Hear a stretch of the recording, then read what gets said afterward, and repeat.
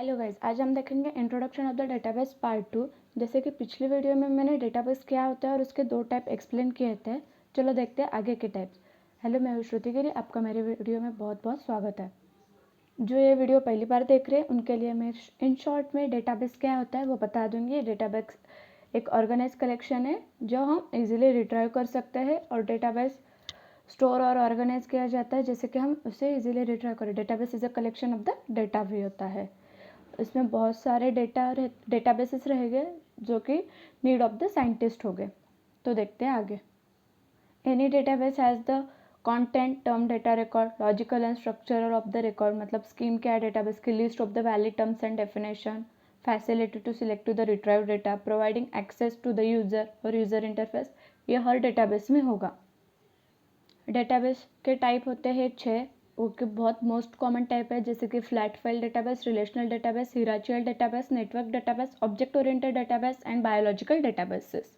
इस वीडियो में हम देखेंगे hierarchical database, network database and object oriented databases. तो आज हम देखेंगे डेटाबेस का थर्ड टाइप जो है हिरार्चिकल डेटाबेसेस। तो ये डेटाबेस क्या होता है चलिए देखते हैं। It is the oldest method, मतलब बहुत ज़्यादा पुराने मेथड है। हिरार्चिकल डेटाबेस में बहुत इंटरेस्टिंग बात यह है कि ये जैसे फैमिली ट्री रहती है। फैमिली ट्री के बारे में तो आप सबको पता ही होगा, फिर भी एक एग्जांपल देती हूँ जो कि रेगुलर रूटीन लाइफ में है। जैसे कि फैमिली ट्री होता है, पहले हमारे ग्रैंडफादर्स रहते हैं, फिर ग्रैंडफादर्स के रहते हैं हमारे पेरेंट्स, पेरेंट्स के बाद रहते हैं हम, हमारे पास रहते हैं हमारी अगली जनरेशन। वो जो है वो बताने के लिए हम इजीली एक ट्री बना देते हैं जिससे कि बहुत इजीली और बहुत आसान तरीके से हमें पता चले और किसी और को पता चले कि हमारा फैमिली ट्री है क्या, उसमें कौन कौन है कौन कौन नहीं है। ये जो फैमिली ट्री होता है वो एक ट्री से हम पूरा एग्जामिन कर सकते हैं कि उसमें है क्या, उस परिवार में कौन कौन है। वैसे इस डेटाबेस में फैमिली ट्री जैसे रहता है। ये फैमिली ट्री बहुत अच्छे से आपको पढ़नी होगी, सीखनी होगी, क्योंकि ये बहुत यूज़फुल है। आपको DBMS जो रहता है डेटाबेस मैनेजमेंट सिस्टम, उसमें भी है। उसके बाद DS में भी है, डेटा स्ट्रक्चर में।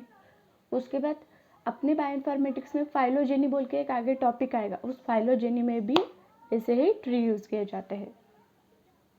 is organized in a pyramid-like fashion in which related fields or records are branched in a way that they appear to be arranged in a higher level and lower level fields.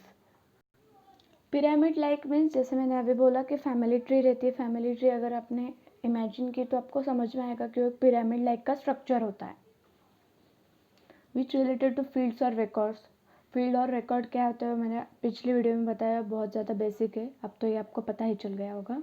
Are branch in a way that they appear. इसमें क्या होता है, higher level and lower level हमें उस pyramid structure से पता चलता है। A family tree like pattern में be visualize in which branches are found extending downward like a children while the parents are found sitting at the top term the root records। जैसे मैंने पहले बोला कि फैमिली जो pyramid है वो family tree के हिसाब से उस पैटर्न से होता है। तो इसमें क्या होता है, ब्रांचेस जो रहेंगे वो चिल्ड्रंस रहेंगे। जैसे मैंने बोला ग्रैंडफादर, उसके बाद आएंगे हमारे पेरेंट्स, उसके नीचे आएंगे हम लोग। तो सबसे टॉप में रहेंगे ग्रैंडफादर जो है हमारे पेरेंट्स के भी पेरेंट। तो पेरेंट्स हमेशा टॉप में रहेंगे, चिल्ड्रन उसके डाउनवर्ड साइड में रहेंगे। जो पेरेंट जो सिटिंग एट द टॉप रहेंगे उनको टर्म कहते हैं root records.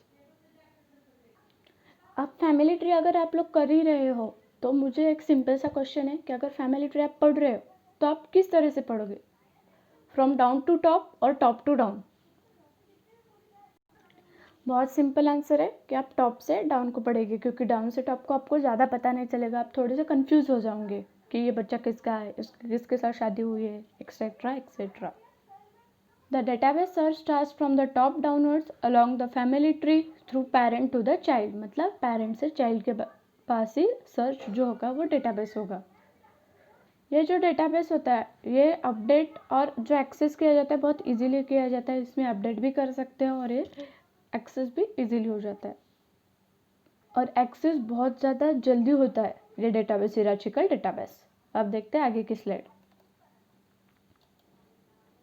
This method suffer from the certain disadvantage such as. देखिए अब इसमें डिसएडवांटेज भी होंगे, इतने एडवांटेज है तो कुछ तो कमी होगी, इसकी वजह से दूसरे डेटाबेस आए हैं। चलो वो भी देखते हैं। Database reflects only one parent of each child, मतलब ये डेटाबेस एक पेरेंट के बस एक ही चाइल्ड बताएगा। अगर उसके 2 3 4 बच्चे हैं तो बाकी के बच्चे नहीं बताएगा। जो बड़ा बच्चा है या बड़ी बेटी है उसके बारे में ये डेटाबेस बताएगा।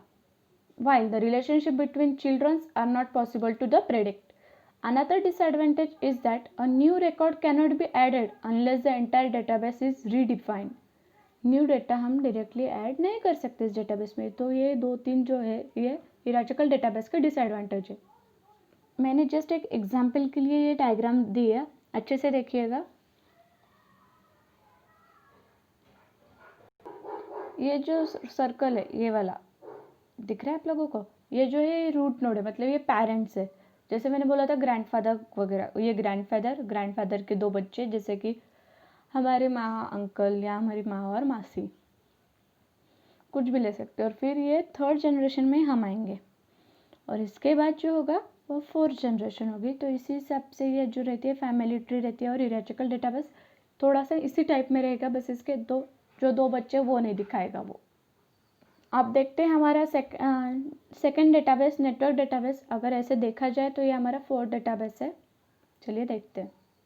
ये थोड़ा कॉम्प्लेक्स डेटाबेस है। ये web of interconnected network of records, मतलब जो रहता है इंटरकनेक्टेड नेटवर्क जो रहेंगे रिकॉर्ड्स के, उसका है वेब बना। If we look at the records मतलब fields of the family tree, जैसे हिराचिकल डेटाबेस में है, द चिल्ड्रन में be called as a member and the parent called as a owner. उसमें बोला था पेरेंट है root record, but network database में पेरेंट को बोला जाएगा ओनर और चिल्ड्रन को बोला जाएगा मेंबर्स। इसमें एक इम्पॉर्टेंट डिफरेंस जो है ये है कि ईच मेंबर मतलब child have the more than one parent, each member have more than one parent, ये इसका डिफरेंस है। A number of the linkage can be establish from different type of the data, number of linkage जो रहेंगे वो establish होंगे different types of the data. And for this reason, इसी वजह से network database enjoy lot flexibility, मतलब इसमें flexibility बहुत ज़्यादा है। Therefore it is necessary that the network database are defined in advance owing to their flexible nature. मतलब क्या है कि नेसेसरी कि नेटवर्क डेटाबेस को हम एडवांस दे सकते हैं कि वो उसके फ्लेक्सिबल नेचर से ज़्यादा एडवांस हो गया। फ्लेक्सिबल नेचर मतलब क्या कि वो जो डेटा है वो different type of the sources से ले सकता है। तो ये नेटवर्क डेटाबेस ये ज़्यादा यूज़ नहीं हो जाता है, बट फिर भी मैं बस इंफॉर्मेशन के लिए आपको ये अच्छे से एक्सप्लेन कर रही हूँ। ये जो मैंने वेबसाइट दी है, जो ये URL बोलते हैं, वो देखिए BioDBNet, उसके फिर बाद URL है http://biodinet.abcc.nicfcraf.gov/dblinfo faq.php #main, ये जो है नेटवर्क डेटाबेस है। ओके, अब सबको कुछ सवाल आएगा बायो इन्फॉर्मेटिक्स में ये लिंक क्यों या URL क्यों। तो मैं आपको लोगों को बता दूंगी डेटाबेस के लिए अपने को URL बहुत ज़्यादा इम्पोर्टेंट है, मतलब बहुत बहुत ज़्यादा वाली।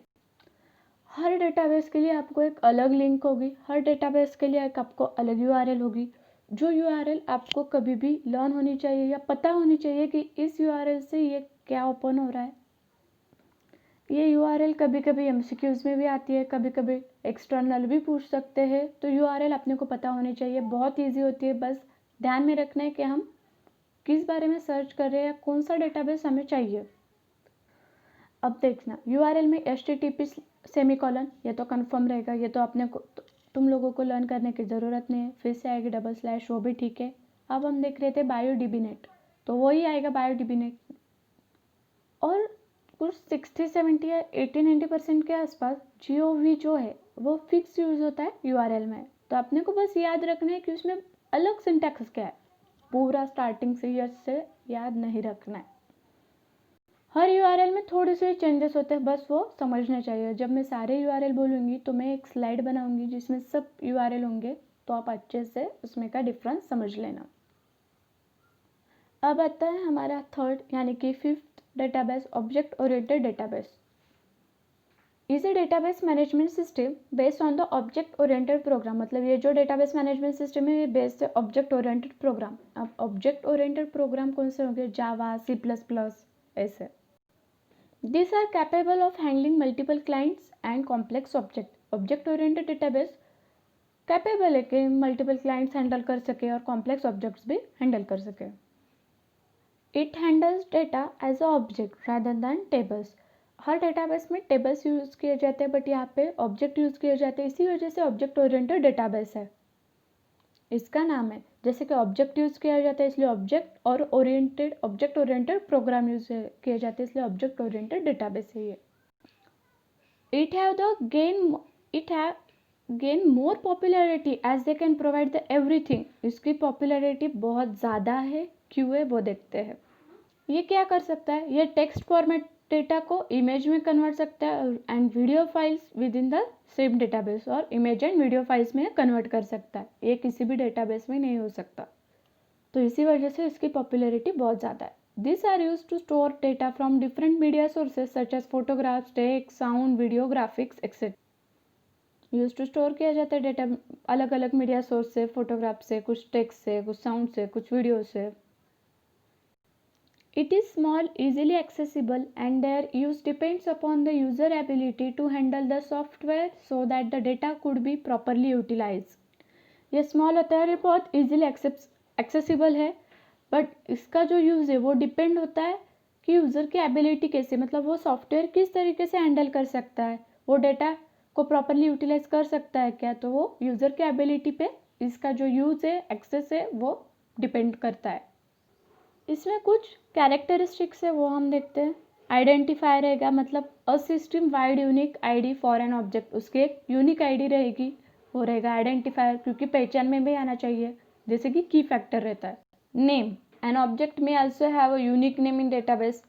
अगर आपने एक ही नाम रखा, स्टूडेंट का डेटाबेस बनाया, दूसरा भी स्टूडेंट बनाया, तो एक्सेस नहीं होगा। अगर गलती से हो भी गए तो आप लोग ही कंफ्यूज हो जाओगे कि स्टूडेंट में, ये स्टूडेंट में कौन सा है और उस स्टूडेंट में कौन सा डेटा है। Life time determines if the object is persist और द ट्रांजिस्ट। उसके बाद है structure, construction of the object using the type construct. इसका स्ट्रक्चर कंस्ट्रक्शन पे डिपेंड करता है, जो कंस्ट्रक्टर आप यूज़ करोगे उसके ऊपर ये डिपेंड करेगा। अब इसके कुछ एडवांटेजेस हो गए। The designer can specify the structure of object and their behaviour. Designer can specify कर सकता है उसको ऑब्जेक्ट का और उसका बिहेवियर भी। बिहेवियर मतलब मेथड्स रहेंगे। Better interaction with the object oriented language such as the Java and C++। जैसे मैंने बोला था, object oriented programming Java and C++। Third advantage है कि definition of the complex and user defined types उसमें use किए जाते हैं। Encapsulation of the operation and user defined methods, ये भी इसमें किया जाते हैं। तो ये एडवांटेज इसके बहुत ज़्यादा इंपॉर्टेंट है, इसलिए वो ऑब्जेक्ट ओरिएंटेड डेटाबेस पॉपुलर है। अब हमारा रहा है बस लास्ट डेटाबेस, जो है कि बायोलॉजिकल डेटाबेस। वह बहुत ज़्यादा लेंदी भी और बहुत ज़्यादा इंपॉर्टेंट है। उसमें बहुत मेन पॉइंट्स क्लियर हो जाएंगे आप लोगों के। ये सब कुछ डेटाबेस क्या रहता है, डेटाबेस के बेसिक टाइप्स क्या है, ये मैंने आपको बता दिए हैं। अगर आप लोगों को कुछ भी डाउट हो तो मुझे कमेंट सेक्शन में ज़रूर बताइएगा। Thank you so much. अगर आपको वीडियो अच्छी लगी हो तो प्लीज़ लाइक करिए, शेयर करिए और सब्सक्राइब करिए, और बेल आइकन दबाना मत भूलना, क्योंकि जब भी मैं न्यू वीडियो डालूंगी आपको पता चलेगा। Thank you.